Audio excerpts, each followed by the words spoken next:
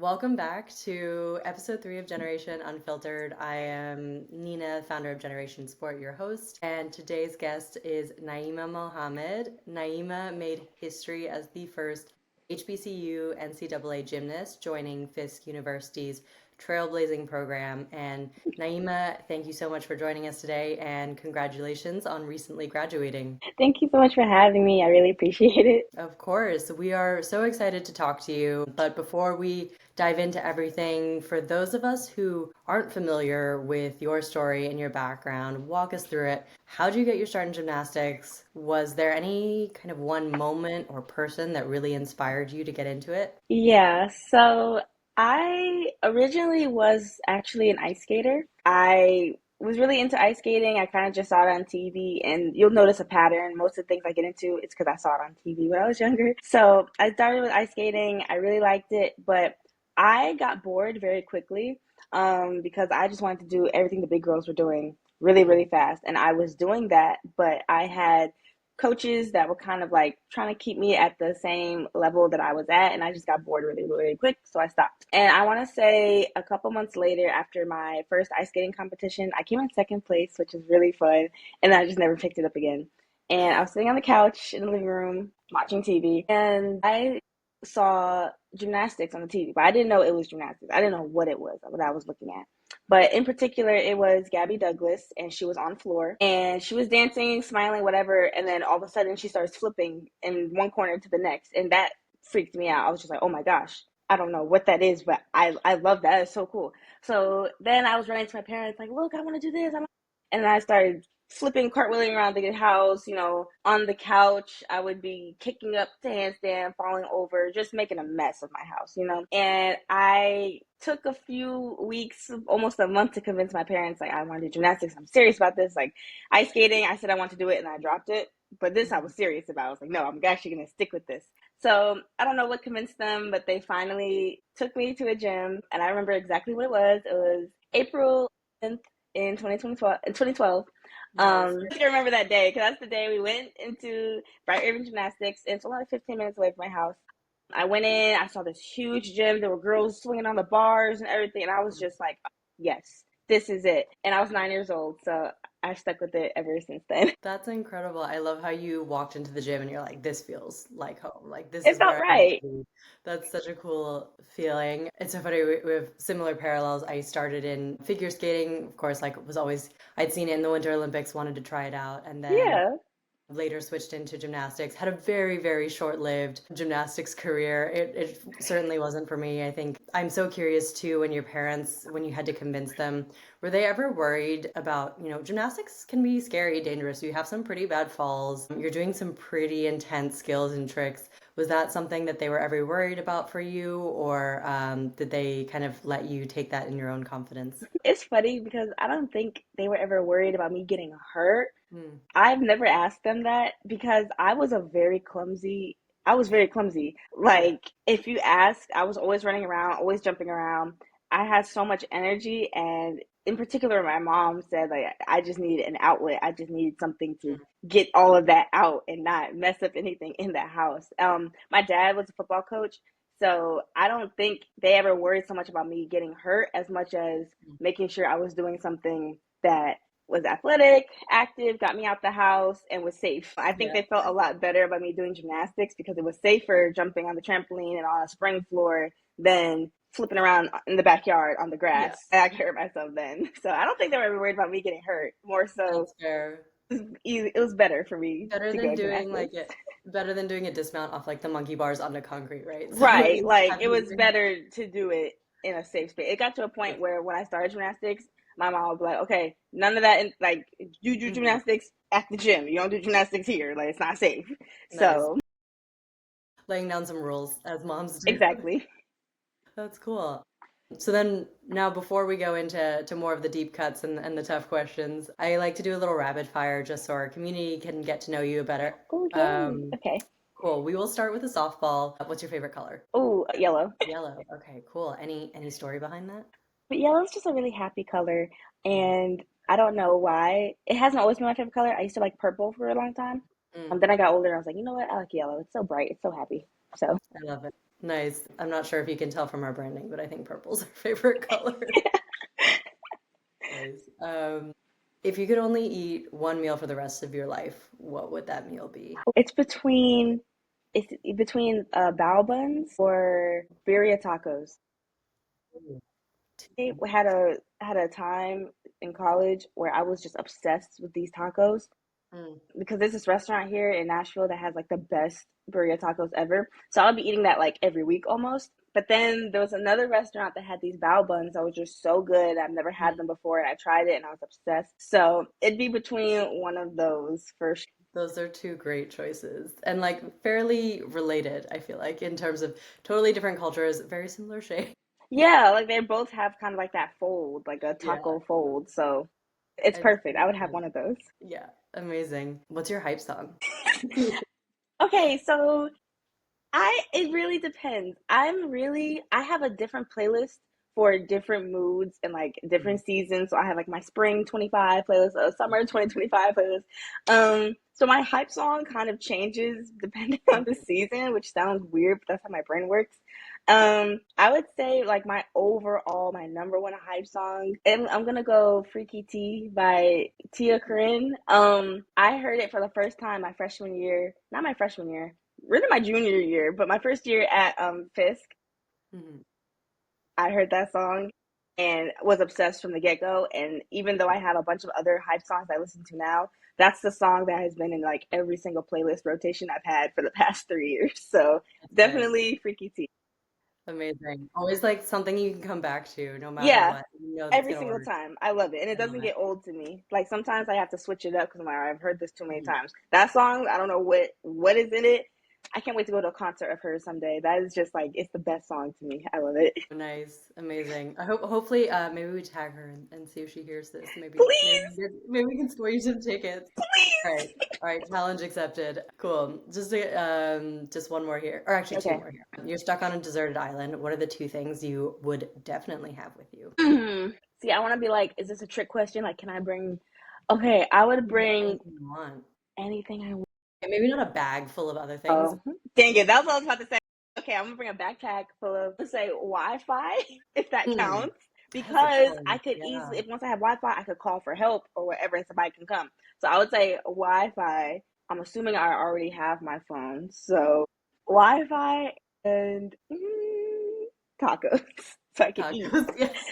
I would probably You're die very smart. quickly, but the Wi-Fi, so I can get help. They'll come after I call. Yes, this is a true college student. You've got like your survival needs, your Wi-Fi, you've got your food sorted out, and you're like, I need to get off this island. Exactly. I will be okay as soon as I get the right people contacted with the Wi-Fi, and then I can eat tacos while I wait for help to come. I love it. That's perfect. And then I think what is the hardest question of the day, who is your current favorite athlete? And that's why I say current. There are so many to choose from, so it's just like this very moment. Okay. Okay. Okay. I would say my current favorite athlete.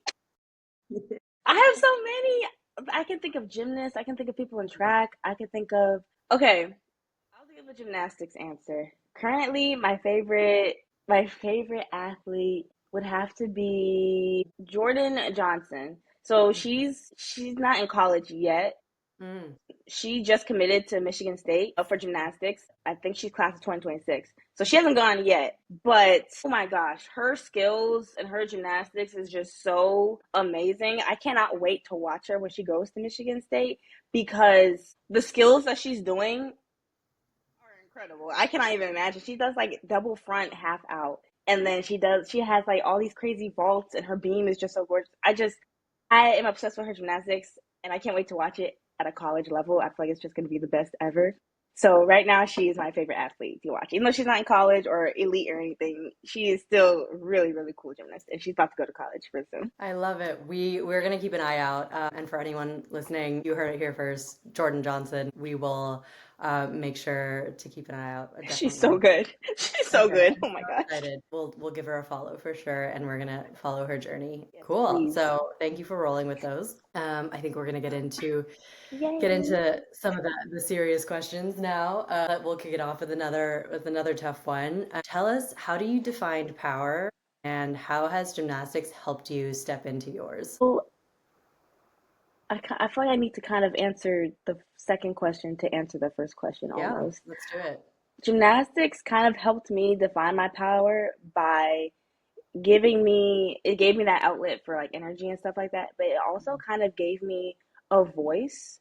Um, by all means, I was not a shy kid at all. I would talk to anyone. I was very much all over the place, bouncing all over the wall. But because I did have like so much energy, sometimes I was labeled like too much. Like sometimes I Mhm. was too hyper, a little bit too much for people. So because of that, I kind of felt like I needed to dim myself sometimes so then I could fit into the molds of being like, okay, just quiet enough, just enough energy. I was always too much. So starting gymnastics, that was kind of the place where you needed to be too much. You need to go aggressive. You need to be more powerful. You need to be more dynamic. I remember I had a coach and he told me I was on vault and he was like, "You're holding back. Like, what's the problem? You're holding back." And I was just like, I don't know, because if I go too hard, this might happen. If I do too much of this might happen. And he literally told me, like, you're supposed to do that. Gymnastics is supposed to be aggressive and dominant. He's like, you need to dominate. He's like, don't worry about being too much. That's fine here. And I was like, oh my God, it clicked for me. Like, I can be too much, and that's okay. So I think gymnastics to me helped me define my power by taking back what it meant to be too much. For me, being powerful is owning all that you are and being okay with it and accepting it. Sometimes I am a little bit too loud and it's a lot and it might not be the best thing in certain situations in certain places, but overall would I change that as who I am completely? No. And because of gymnastics, it made me really think of that and take that as my power. Like, yes, I am loud and I am a lot and I'm very Mhm. energetic and it's okay. It made me feel like it was okay to be like that. So Yeah. that's kind of how I define it. Your power is just being authentically yourself and loud and powerful and energetic. That is beautiful. I love that the gymnastics kind of gave you a route to understanding like basically what is your superpower and that, as a strong reminder that we deserve to take up space and we deserve to be ourselves in the spaces that we inhabit. And Exactly. it makes me think so much too. I was like on a round table the other day talking about how important emotional expression in athletics is, and especially for women athletes, there sometimes is a lot of judgment of when you do something, like when you land an incredible skill and you claim it, sometimes people are like, oh, that's too much. And Exactly. that's Yeah. so harmful because we put all this time and energy and effort, the amount of hours and work that goes into this stuff. When you land it, you should completely own it. You should have the right to claim that and to be proud of it and be loud about that. And I really appreciate that people are starting to become more accepting of that. And I absolutely Yeah. love you have figured that out at a young age and are really owning it. And I think that's really inspiring. So I hope that people who are listening, our community, feel like they can take that and really take up space where they are. Take it and run with it, please. Yes. I want to, kind of on a similar vein, wanted to talk a little bit about representation in gymnastics. You have been a real advocate and really outspoken about this. You, like we said, were the first HBCU gymnast, part of a trailblazing program at Fisk. I read that you transferred to Fisk really right as the program was starting out. What does it mean to you to be that first gymnast representing an HBCU? Goodness. I feel like representation, that was something that I needed and I didn't necessarily have. So when I started gymnastics, the big gymnast that everybody was talking about, like the superstar, was Gabby Douglas. Mhm. And she is the first, I think she is the first black gymnast to win gold in the all around for the Olympics. And I saw her win gold at such a young age, and I needed to see that happen. There were other black gymnasts before her. There was Betty Aquino and Dominique Dawes, and but they were more so like when my mom or my dad were growing up. They had saw them, and my mom and my dad never did gymnastics, so I don't think they were Mhm. like, yeah, that was so cool. But like those were the gymnasts of their time, and I actually got to meet Dominique Dawes, and I literally almost cried. I was just Oh like, my gosh, you have no idea like how much you inspired die. me. I There was was a like, poster of her in my gym. So she was like one of the only posters in my yes, gym she's growing like, up. it's just so amazing. And I was like, you inspired me so much. And she was like, no, you inspire me. I think I literally, my soul left my body. I was just like, there's no way Dominic Dawes is telling me I inspire her. I lost it. That's still like the best day that's ever happened to me. But She was part of representation, but I didn't know who she was when I was 9 years Mhm. old. I kind of had to do my own gymnastics research. Fair. The only reason I started researching her and other gymnasts was because I had Gabby Douglas to look up to. And Mhm. then after her, it was Simone Biles came, like, I think the year after, and then she was on a run from world championships all the way up to now. And there were more black gymnasts that came from that. Elise Jones, Jordan Childs, like there's just a whole bunch of more black gymnasts now in elite settings. An elite gymnast. I was like 9, 10 years old starting at gymnastics, and I was like the only black girl in my class sometimes. Or Mhm. there would be like one, two, three of us, but then as you move up the levels, they stop. They do other things. They're done. So as I got older, there was less and less girls that looked like me until I'm the only one on the team in the whole gym. And that was really hard because I can't relate to you Yeah. about different things. So when it would come to, I'll never forget when I got to college, I was one of two black girls on the team. It was me Mhm. and it was another black girl. My first school that I went to the University of Bridgeport, but it was during Mhm. COVID. So there was a lot of stuff going on. So I Gotcha. left after a month. I was there from August, Mhm. September. I left September 15th. I was done. And then I transferred. I went to the College of Brockport, which is in Brockport, New York. It's like 30 minutes away from my house. And I remember that the girls were talking about, like, team bonding and stuff like that. And I absolutely love the team. All those girls, like, they graduated now, which is really sad because I'm like, wow, we all are done with school now. Yeah. But we did a lot of team bonding things that were really fun. But one day, one of the girls recommended that for team bonding, she was like, we can all just go get spray tans before the meet. And I kind of looked over at the other black girl and I was like, all of us? Oh, I don't think, like, I Like, don't, that's yeah. not, that doesn't work for me. So, like, things like that, like, they would all go, but right before competition, like, they would all go and get spray tans, except for me, Mhm. this other black girl. And it was just like, I can't relate to that because that's not my experience. I don't do that. Things that were small, small things like my hair. Oh my God. I can't, like, when I was younger doing gymnastics, my hair gave me so many problems because I was always doing gymnastics that the last thing I was thinking about was my hair. But like my mom was always thinking about my hair because she was like, no, I want you to like be represented appropriately. I don't want anyone to say anything negatively about your hair. And when Gabby won gold, it was like the next day. Nobody was talking about her winning gold. Everyone was talking about her hair and was Yeah. talking about why does her hair look like that? Da, da, da, what, it's all crazy. I remember my mom had saw that and she was just like, I don't want that to ever happen to you. So my hair would always have to get braided, like every week it was have to get braided. I would have to get twists done. I hated it because I was the type of child that I was like, I need to go. I have things to do. I'd be sitting there like scared I'm gonna be late to practice because my mom was still braiding my hair. But I didn't realize how important that was because a lot of girls my age, around that time, and as I got older into gymnastics, a lot of them straightened their hair, Mm. or a lot of them, like, relax their hair, just try to get their hair in a style that they can just straighten, put up in a ponytail, and be done. And because it's easier that way, and you have less ridicule that way. And my mom didn't want that to happen to me, so I really struggled with my hair when it came to gymnastics, until eventually, like, I just cut it, got locks, and never had to worry about it again. And Mhm. when I got to Fisk, I remember in particular what was really like kind of an awakening or a wake up moment for me was the coach, Coach Tarver. She had locks too. Mhm. And a lot of the girls on the team had braids and they had locks. And I've never been on a team full of girls that looked like me with hair like mine and people that could do my hair and help me with my hair and understand like how our hair is different and take care of it. So small little things like that I didn't have when I was younger. So now that I had it, it was like this is the greatest thing ever. And that's why representation is so important because Yeah. you need those things. You don't realize how little things like that add up Mhm. until you get into a place where you are represented and you just feel so seen and so validated.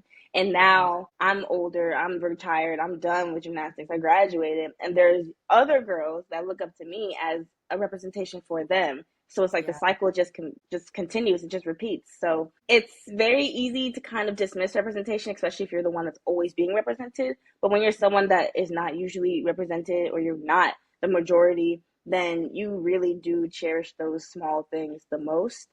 Yes. And it really does leave a lasting impact all the time. Yeah. I love the way you frame it around how these small things actually they actually become really big things. They're the baseline, like you said, for when it comes to hair, the fact that you are in a space and with a team that knows how to do your hair, who can help you with yours, who are going through similar experiences, that is a huge bonding moment on its own right there. And Yeah. if you're the only one, it's also an incredible way, even though you say hair small thing, it's a huge way to feel isolated from everyone else and like you aren't going through the same shared experiences. And so I love that you bring that up. And I think it is incredibly important. And when you are the one that is fully represented all the time, you really take for granted how these small things, you don't even think about them every Yeah, day. you don't. You don't even think about that. It's just, Yeah. it's the And that is a norm. real privilege to not have to think about it, right? Right. And there's so many things that are already taking up space when we're preparing for competition, when we are training. And I also love that your mom seems to have been a really strong and positive influence for helping you maintain your identity, even though you were sometimes in spaces that kind of were almost erasing it or trying to take Yeah. over it. So it seems like she was a super positive influence. So love moms in sport, even though definitely like really painful to to have to constantly Really be. sad at the time, but great now. Yeah. No. Oh, thank you for sharing that. I really appreciate that. So talk more. You're in this really, I would say, influential role as someone who is being that representation for young girls in gymnastics. Did you feel pressure stepping into such a historic role? Did it feel historic when you were doing it, or Straight is it pressure. something that on hindsight? Yeah. Okay. Straight pressure. Okay. You Like, knew. yeah. Our first season, our first couple of practices, we're just getting used to it. Everyone comes back, whatever. But once it gets to like, I want to say mid September, really October, November, that's kind of when it kicks into gear. And I think that's really because once Thanksgiving comes, then you're on break, and then it's Christmas break, and then competition starts. That's for all schools. And then when you're an athlete, you don't get that much time off. Like you might get a little bit for Thanksgiving, a little bit for Christmas. You come right back because you have to get ready for competition because season would start first week of January. So that was the case for us. We had our first competition the first week of January. So I didn't go. I haven't been home for New Year's in 3 years. Like I had to stay on campus because we had like training and stuff like that. So that first year in particular, it already was a huge viral thing. My teammate Zaya had posted a TikTok of our very first practice, and it got like a million views. And it was being picked up by all types of news outlets, and it was on social media, and it was blowing up. And that kind of freaked us out because we were like, oh, this is just, she already had like a pretty good following on TikTok, but all of a sudden people were like reaching out to, hey, can we come interview you girls? Can we come watch your practice? So now we have cameras following us everywhere. And then we get a call, and the Jennifer Hudson show was like, hey, we want you guys to come on our TV show. So me and a few of my other teammates went, and we talked about Fisk and everything, and we were on the TV show. And then from that, everyone wants to come into practice and watch us practice. So almost every practice, it would be like, okay, girls, we have a camera crew coming in today. And it was just like, oh my gosh, I can't even think about like regular practicing because now I'm like, oh my gosh, like what if the camera sees me mess up Yeah. on this skill and now I'm embarrassed? And it's just like, there was pressure in the sense that everything we were doing was being watched. And it wasn't just because of the cameras were there and people were excited about, Fisk gymnastics. That is part of it. But there was also a part of it where I remember Coach T would always say, like, I don't think y'all understand. We cannot fail. And the reason for that was because this was the first time anyone was going to see any type of HBCU gymnastics ever. And our very first competition was going to be on podium, televised nationally on Big Ten Network in Las Vegas. Wow. No Like, pressure. No pressure at all. no pressure, just, and we were all so talented. We had some really good girls on our team. And I think sometimes we didn't even realize how good we were because we were comparing ourselves to like the other girls we are going to be competing against. We're like, oh my god, we can't compete against that. Like, Kentucky's going to be there, we can't compete against them. And it was just a really hard thing to do, and it really caught up to me like the week of when we were about to leave. It was like the practices that week I was falling on every single routine. That last pass was getting to me. I was in my head. We had an inner squad. Every gymnastics team, they have like an inner squad, which is kind of like a practice meet to prepare you for competition. So we do practice, but we run it like a competition. And it's public sometimes, so people can come and watch you like they would at a meet. Our first inner squad ever was a public inner squad. Our first big inner squad was public inner squad, and the news came. I think it was the news. I don't know if it was like the news or if it was like USA Today. It was some like major network came. Not a small network, not a Not a small small local network. network. It was like a big network that came. And there were cameras, and I remember I had to go on floor, and there was like lights, like they had like those big bright lights, and I was just like, this is so. And I was in my head, and I was getting so distracted, and everybody was watching me, and all these people having like go Fisk signs and stuff. I'm like, this isn't even a competition. This is just the practice competition, and I'm already like freaking out, and I feel like there's so much pressure on me. And the cameraman like put himself right in the corner of where I was supposed to go for my first pass, so I didn't fall on it, but I did like. I was supposed to do a layout, which is just like a straight body, and I did a pike instead. I wasn't supposed to do that. So I was like, all right, I already messed that up. My leaps were off. I was like getting dizzy and stuff, and I had to go for my last pass. Fell on my face, and I just finished. And I was like, oh my gosh, this is happening like right before the actual competition. So I was sure that after that, my coaches were going to take me out. I thought they were like, okay, you can't even handle the practice. Like, I don't think you're going to be ready for competition. But no, we get to the airport and we're getting ready for our flight to go to Vegas. And Coach T calls me over with the floor choreographer and floor coach. And she's like, Naimah, come here. And I was like, oh God, they're about to tell me you're not competing. Blah, blah.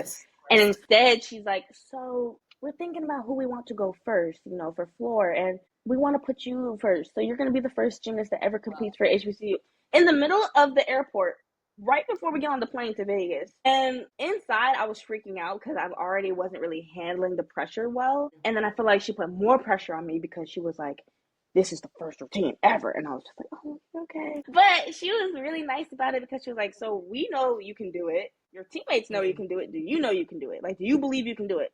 And I was lying. I was like, yeah, I didn't think I could, but I lied straight. I was like, yeah, I can do it. I can do it. And she was like, are you sure? Like, yeah, Coach, yeah, I can do it. I can do it. She said, okay, because we need a routine that's going to make an impact. We need a routine that's going to be dynamic, that someone that can perform and show it off. And we know that you can do that. And she was like, and she said something about how, because I had transferred at that point. So she was like, you have experience of going on the floor and hitting when it counts. So we know you can do it. And I was like, yeah. I walked away and I thought I was going to throw up. So then, fast forward, we're at the meet. I don't know how, only by the grace of God was I able to hit that routine in Vegas because I was not making routines all week. But when it counted, I hit my routine.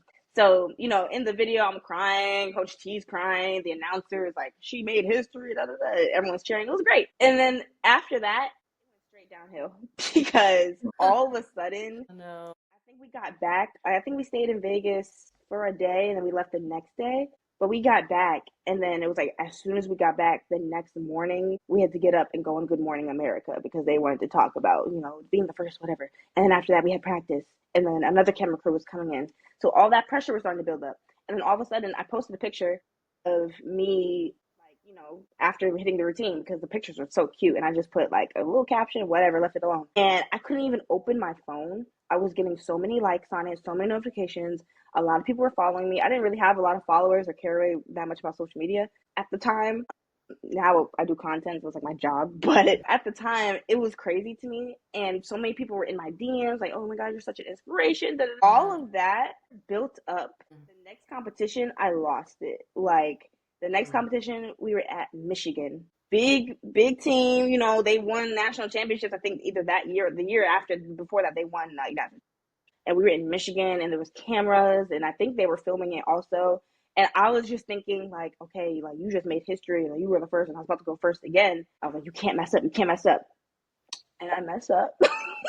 Yeah. First routine, I fell on my last pass. And the lead off is kind of important because that's kind of like, that sets the tone for the rest of your competitors. So the lead off is important because it sets the tone. It's also a good thing though, because if you mess up somehow in the lead off, you have 5 more chances to get it right. But I feel like my energy was not there and it was just a mess and I was really upset and it was just horrible. So the pressure was there.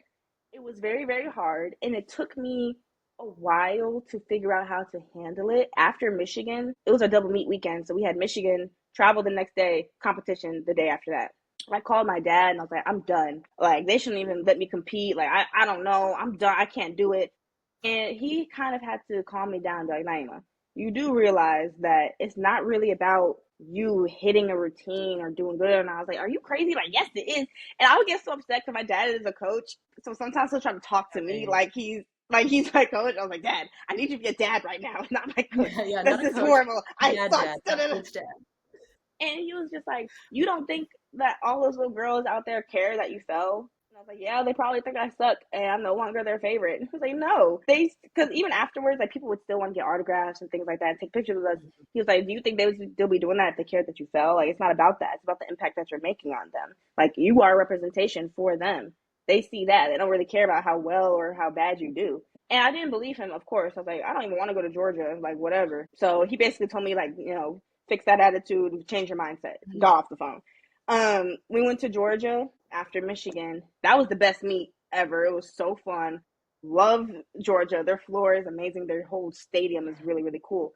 And I hit that routine, thank goodness. But I really had to find a way to take that pressure and turn it into something else. I don't really know what to call it, but the pressure got really bad for me because it was just in my head all the time. Like, you can't fail, you can't mess up. You got to do really, really good because if you don't, your team fails and then you fail and everyone's gonna hate you. And it just always was spiraling. So after Michigan, and I talked to my dad, I kind of tried my best to change my mindset and just be like, okay, I know why this happened, so let's try to ignore it. We get to Georgia, there's another camera crew. And it sucked because they were there specifically for us. The Mhm. meet was being broadcasted on TV anyway, but that we had like two camera crews, people that broadcast the meet, but then the other camera crew was just following us. So they were kind of like, you could tell they were there. I couldn't ignore them. I would be talking to Coach T, and there's a cameraman right here just staring at me. And if I was at Michigan, I would have freaked out and then, whatever. So I was making sure I'm just staring at Coach T the whole time. I don't even know what she's saying to me. She's just talking. I'm nodding. I'm like, okay, focus on her. Don't look at the camera. Don't look at the camera. Don't freak out. Because I don't know what it is. The cameras just reminded me of how much pressure there was because I realized every single thing I did was being watched. And I don't even, the pressure, like, that was Yeah. really, really, really bad for me. And it just gave me anxiety knowing that, like, everything I do, there's a cameraman behind me, there's a cameraman to the right of me that they're watching.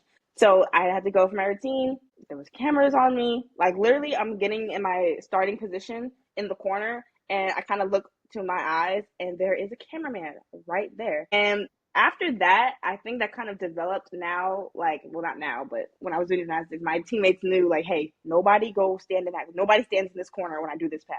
Or Mm. when I'm about to go right here, nobody stand in this corner. Or maybe I'll have one person stand in this corner because after having camera people, like, all over the place, it would really mess with my head. So I would Yeah. have my teammates, like, block the cameraman or just get I them love out of my line of sight. I cannot see the cameras because they're going to freak me out. Mhm. And I hit that routine. So it took me a while to kind of, like, understand how to handle pressure and not to feel all that weight on me. But once I Mhm. finally did figure it out, it was just like, okay, now I know. Don't look at cameras when I'm about to flip. That's Yeah. safety thing, number one. Number two, it helped a lot with my mental health. So, long answer to your question, but yes, there was pressure, and I did not do a good job It handling sounds it, like it. but I figured it out. Oh my gosh, there's so many gems in this that I just want to play back. I mean, like, one, first, your story about how your coach was like, you can do this. You have the presence, you have the energy to be the first one out there. I think that's such a beautiful full circle moment to how you talked about your power and how gymnastics helped you step into being your entire self and that you thought, before you were too much and now the fact that you are loud, you are open, you are extroverted was exactly what put you in this position to Yeah, be a trailblazer. And I think that's really beautiful and full circle. And then also, when people, it's a good story about how sometimes even the positive, people being excited, the positive press that you're getting, people who are rooting for you that can still create pressure. There's yeah, pressure from people from being an underdog, from people not wanting to see you succeed, and then there's also pressure from people wanting to see you succeed. And I think we don't give enough credit to the people who are the first of what they do yeah. or who are being that representation for so many other people. The weight is enormous. No one thinks Um, about it. It's like sometimes too much like attention positivity, it can really yeah. get to you. Um, and one of my teammates like I always felt bad, Morgan, because I think out of everyone, she got the most attention, like the most. Sometimes camera crews would come in just for her. Like we'd all be there like practicing, and they would record some of us, but like they would come just to tell like her story. Mm-hmm. And times like if she had a bad practice or if she had a bad meet, like she would really like take that to heart. And I hated Yeah. that for her because it's like, who cares? More like you're so good. Like who cares what they think? Like whatever. Yeah. But you know, I can't imagine like Mm, I didn't handle it well when it right. was people all on me. I can't imagine having the type of attention that she got because I was just like, how is she not freaking out right now? Because she's doing her routine and there's a cameraman like right there. Like how? And I think people don't think about that. I think sometimes it's just like, oh my God, like look at all these people that love you. The camera's on you guys. No, like the first year, it was a lot. Like it was Mhm. really cool, really fun. I love every experience, opportunity that I got. It kind of brought me to this position. But oh my goodness, the first year kind of having it played out and knowing how stressful it was because no matter what, we could not fail and everything we did was being watched. It was just like, yeah, that's too much. I'm good Yeah. actually. I can't wait till the season No. ends and everyone just kind of doesn't care Yeah. anymore because that's a lot. I appreciate how honest you are too about like your thought process of, I think people see on the outside, maybe you look calm, maybe you look totally like everything's together, but sometimes on the inside, we don't have it all figured out and it takes time. And as an athlete, we're slowly working through dealing with the nerves. Like it doesn't happen that first day or Yeah. like you have a bad meet, you don't fix it for the next one. It's a process. And I love that you're super honest about how, it took time and you were learning how to deal with it in your own way and you're figuring out ways to cope. You find ways to get your teammates to help you cope. And I think that's really kind of the beautiful part of being on a team as well, is when you can rope your friends into to helping you out.